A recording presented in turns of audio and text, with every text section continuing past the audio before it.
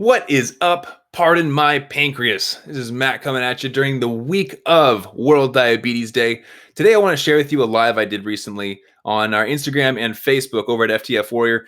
And in this live, I aim to answer a question that we get a lot, which is, Matt, my blood sugars are so insane, nothing I do seems to work. What can I do? And so I want to also mention at the end of this live, I mentioned a link. This link leads to a waitlist page most of the time. However, you just might get lucky. 2 days this week in celebration of World Diabetes Day, that link will lead somewhere secret. So without any further ado, let's get into the theme song. I've spent the last 10 years pushing the limits while identifying trends and patterns in my type 1 diabetes management. Follow along as I learn, apply, and share the fitness, nutrition, and lifestyle strategies that I've learned from diabetes experts around the world. The real question is, how can we live fearlessly with diabetes while maintaining stable blood sugars? This podcast is here to give you the answer. My name is Matt Vandervecht, and with my co-host Ali Abdul Karim, we welcome you to Pardon My Pancreas. We are going to give this another shot. I tried going live yesterday, and boy, was it weird. The internet was struggling, and it crashed like 3 times. But I'm going to jump on today and have a quick chat with you guys. Keep some water on hand. Because I got some stuff I want to talk about. Some other questions I got from clients, and I think it's important for me to talk about it. So, how you guys doing today? Good to see all of you. All right, we got some people showing up now. I wrote some notes on my whiteboard because I was like, I don't want to forget any of this stuff. And I'm going to glance over if I need to. But hey, what's up? Good to see you guys. I had some client questions. And I was like, you know what? I should answer this question on a live. That way, if I have any other questions that pop up, I can give you guys some feedback and a little Q&A time maybe. We'll see. We'll see if I have some time for that. It's it's not dinner time yet. We got some time. But it's the week of World Diabetes Day. How exciting is that, guys? That's super fun. Super fun. Got a lot of people launching stuff this week. A lot of events. I hear there's some secret stuff going on with some of the bigger companies. They're going to push out some sweet stuff later this week because Thursday is the big day, World Diabetes Day. And what happened last year? I think Dexcom did a cool thing in LA where like it was free coffee and bagels. And I think when you went up to get like the free coffee and bagels, you had to prick your finger or something like that. They're showing the general public like what happens when a type 1 diabetic wants to eat food, right? And so it's like this kind of a social experiment. It's kind of cool. But I'm very curious to see who's going to do what this year. What's up, guys? Good to see everybody hanging out. Hope you're all having a great Monday. I think today is Veterans Day. So happy Veterans Day. Had some fun today. Went to the range, the archery range. I haven't done that in 2 years. That was a blast. Blood sugars cooperated beautifully. They went a little bit high after breakfast, but good time overall. They came back down to about 130 and just cruised at 130. Hit some bullseyes. Very happy about that. And my bow didn't snap, which is cool because I haven't used it in 2 years. So I was a little worried that the string would snap or something, but it's a good time. Anyways, I'll jump into the question. I think we got a bunch of people on here live now. So the question I got was, Matt, my blood sugars are insane. Nothing seems to work. How many of you guys are feeling like that? We got a bunch of people on. Has anybody ever felt like their blood sugars are just so insane that no matter what their doctor is telling them, no matter what medication they're on, no matter what's going on in their life, nothing seems to work? Does anybody feel like that? Yeah, we got a couple people. It's something that I've dealt with in the past, honestly. It's frustrating, you know? You feel like you're doing all the right things. You feel like you are taking the correct amount of insulin or medication. You're not sick. You're getting the rest. You're drinking your water, right? But it just feels like you can't do enough. You can't quite nail down the diabetes formula. And I want to give you a little story actually about that. So a few of you have heard this story, but when I was back in Europe, I used to travel for work. Back in the day when I was doing some modeling and acting, my wife and I were spending some time in Europe. We started off in Italy. It was awesome. Well, I'm going to rephrase that. It was awesome being in Italy. The neighborhood we were in wasn't super exciting, but that's okay. We were staying outside of the city. That's beside the point. There's some beautiful areas out there. Blood sugars cooperated for the most part. I did not actually bring enough supplies with me. That was my downfall. That was a terrible decision. Got to the last week and realized that I ran out of test strips. Come on, Matt. Come on. Figured that one out beforehand. Thankfully, I had the Dexcom G5 on at that time, and so I made sure I had enough to calibrate at least once a day. You're supposed to calibrate twice a day, but I did what I could, and I made it through. It was fine. I survived, but we had a good time. Ended up later on, a couple months later, in Germany, and had another amazing time there. And blood sugars were cooperating. Did not have any struggles until I got to Paris. And for those of you who know my story, you know Paris and I have a love-hate relationship. It is the home of one of the scariest moments of my entire life, and it was fun at first, right? Traveling's awesome. I love traveling. I love showing people that you can travel with diabetes, that it should not hold you back. It's just a matter of planning ahead and preparing, right? But within Paris, I had a rough week of blood sugars where they were high for like 5 or 6 days, and nothing I did seemed to work very well. And I remember I was sitting at like 400, right? And we got to the point where I was like, I need to go to a hospital.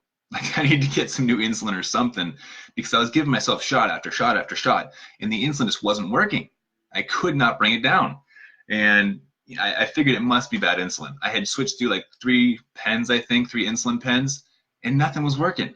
I was just staying super high. So I figured it must be my Lantus from keeping me going any higher, because this Humalog was not doing its job. And it felt like my blood sugars were not cooperating, that they were just too insane, that no matter what I did, it wasn't going to work. So went to the hospital like 1 o'clock in the morning with the guy I was staying with, and got some new insulin. The next day, it started to come down, started seeing some better numbers, right? 200, 180, something like that. Went for a walk around the city, explored Paris a little bit. But then something that happened right after dinner that spooked me pretty hard. I can still remember it really clearly. I was walking to my new Airbnb that night, and I was walking through this neighborhood. I see some stores, and I notice it's about 7 o'clock at night. I notice none of the stores are lit up. All the store windows are dark. I start to get a little bit nervous because I realize there are no open stores. This is a really small neighborhood. If I need to replenish my low snacks, I don't have the opportunity to. I'm used to living in places like New York City, Los Angeles, San Diego, and so I've been in places where there's always something open 24/7. There's always some form of last resort where I can go get more sugar, right? And so I'm like, all right, I'm only spending one night here, but hopefully I don't need to worry about that. And I had my dinner. About 30 minutes after I had my dinner, my Dexcom started beeping at me. It's like, oh boy, that's not a good sound. I should be going up right now. I just ate. I'm going down pretty fast. And I got a little nervous. I started snacking on my low snacks. I pulled up my backpack. I always carry low snacks with me.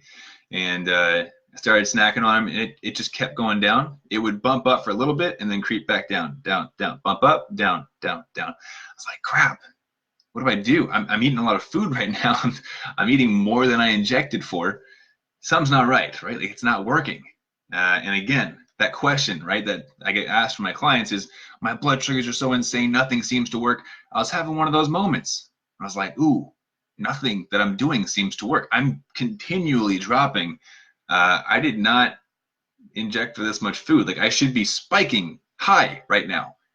What's going on? Fast forward about 30 minutes, I'm starting to get like a little bit worried because I'm getting low. And at that point, I've eaten like 50 grams of carbs. Like, am I cured? Like, what's going on, right?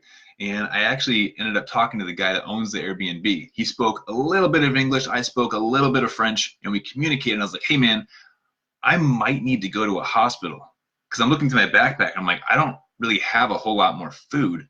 And I went over to his fridge, and I was like, I'm going to just eat whatever's in this guy's fridge, because this is an emergency, right? Like, I'll leave some cash on the counter. I'll deal with that later, but I need to get food.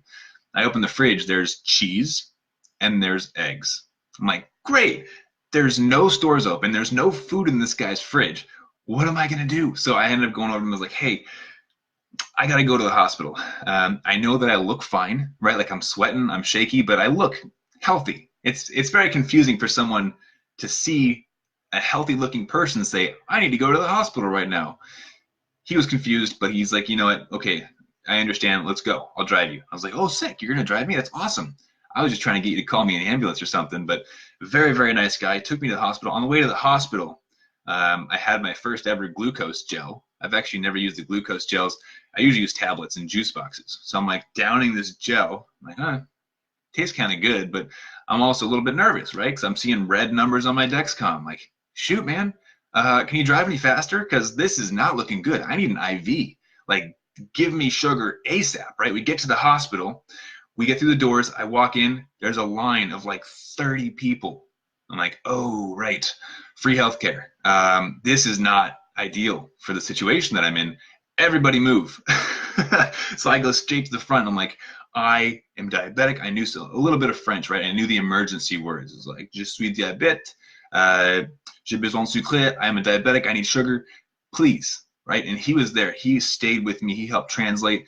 They just didn't quite understand why a diabetic would need sugar, right? The common misconceptions of like, well, shouldn't you not have sugar? And I'm like, give me the dang sugar.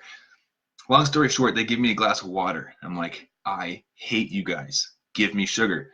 Turns out the water was actually sugar water, but it was like 4 grams of sugar in there. I'm like, okay, I'm going to need like a gallon of Gatorade. Something's wrong.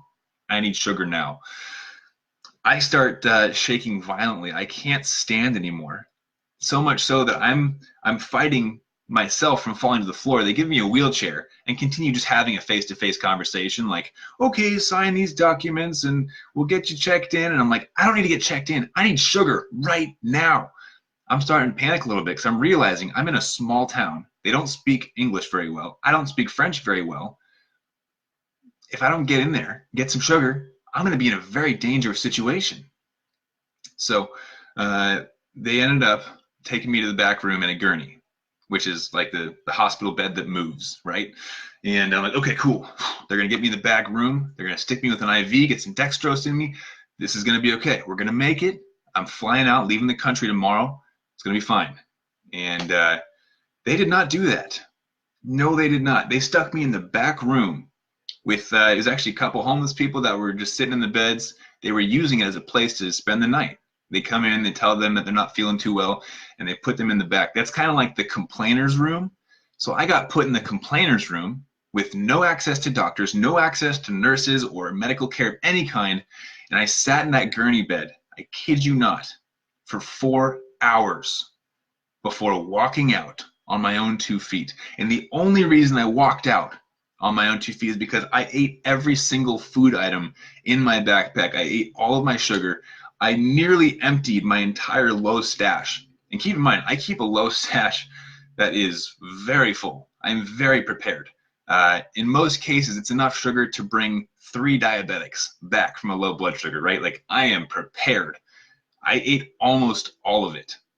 And my blood sugar finally came up. I can't remember the exact numbers, but I think I counted something like 120 carbs that I had eaten to get out of that low blood sugar. Now, of course, eventually I spiked up and I went way too high.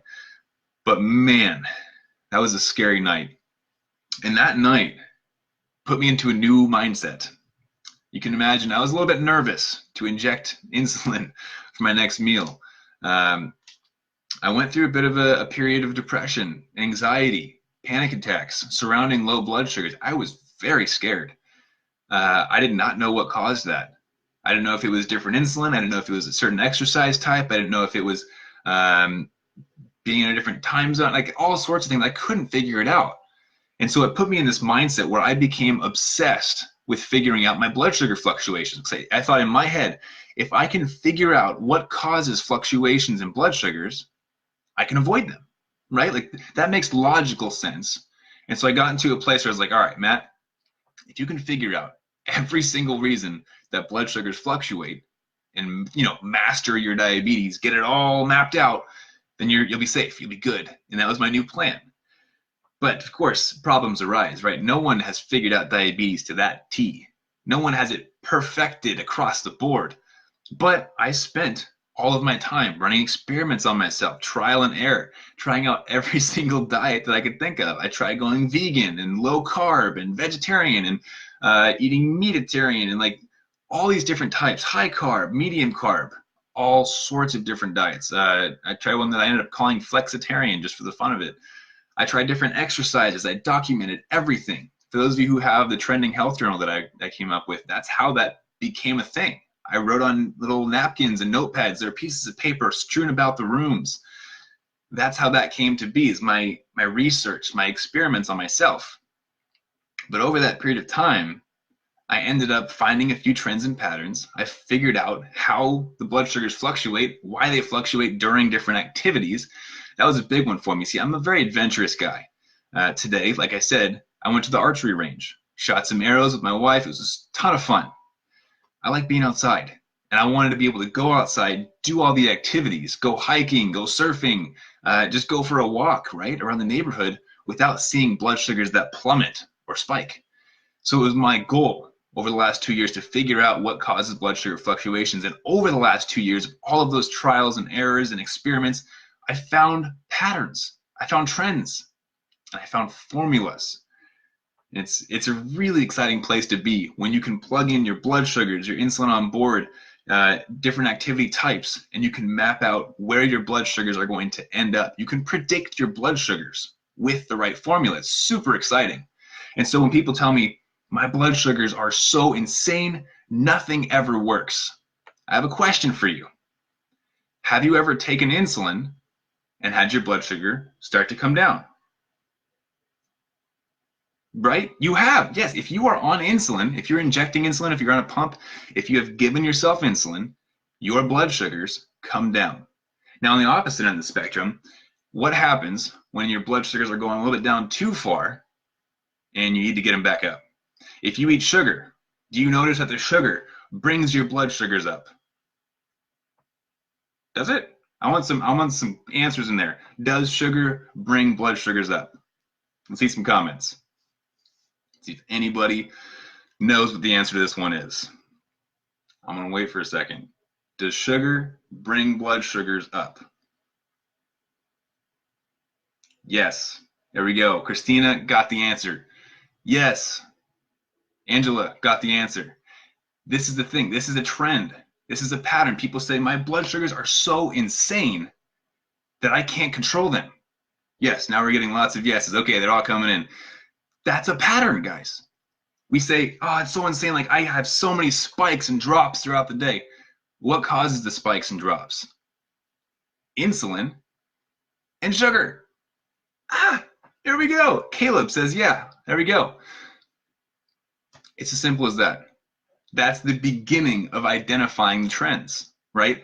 Looking at different factors that cause blood sugar fluctuations. Your first step is, when I give insulin, does my blood sugar drop? Yes.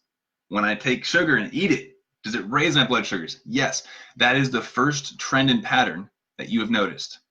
Now, of course, there are many other factors, other variables that go into this, but that is the basis of the formula, right? If I'm high, I'm going to take some insulin. If I'm low, I'm going to eat some sugar. We find that balancing act. Then you incorporate other different strategies like exercise, right? Different types of exercise. If I'm going to go for a walk, my blood sugars most of the time are going to drop, especially with insulin on board. Okay, there's a new factor that we can bring into this. Insulin causes a drop. Exercise, walking around the block, that's going to cause a drop. So what happens if I take insulin and I go for a walk? I'm going to drop fast. If I'm super high, that might be a good thing.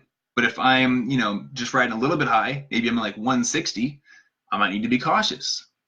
Okay, what else? If I'm riding on the lower end and I have sugar, and then I do something like resistance training, what happens then?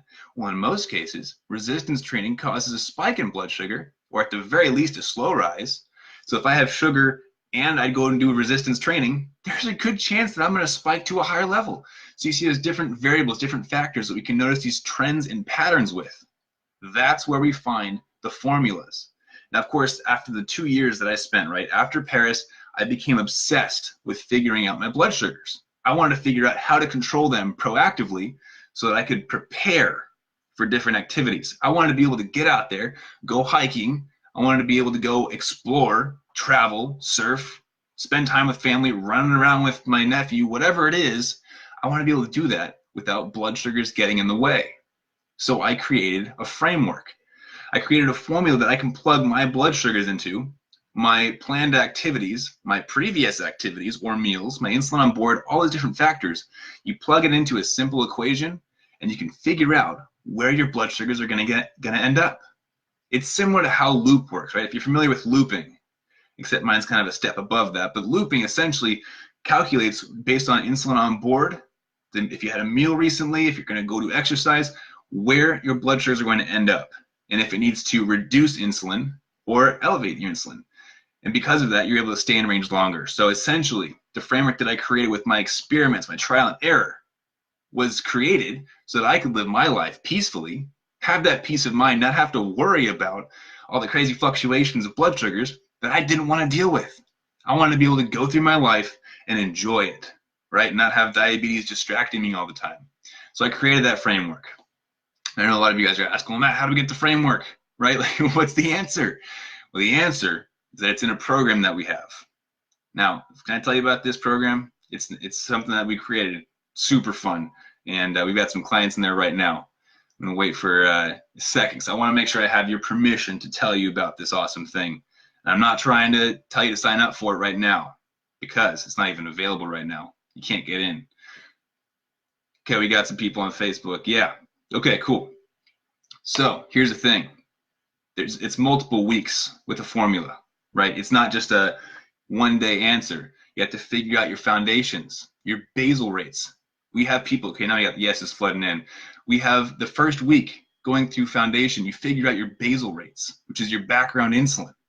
If you don't know what your basal rate should be, you will never have stable blood sugars. If you have too much insulin going through your body, you are going to go low. If you have too little insulin going through your body, you're going to run high.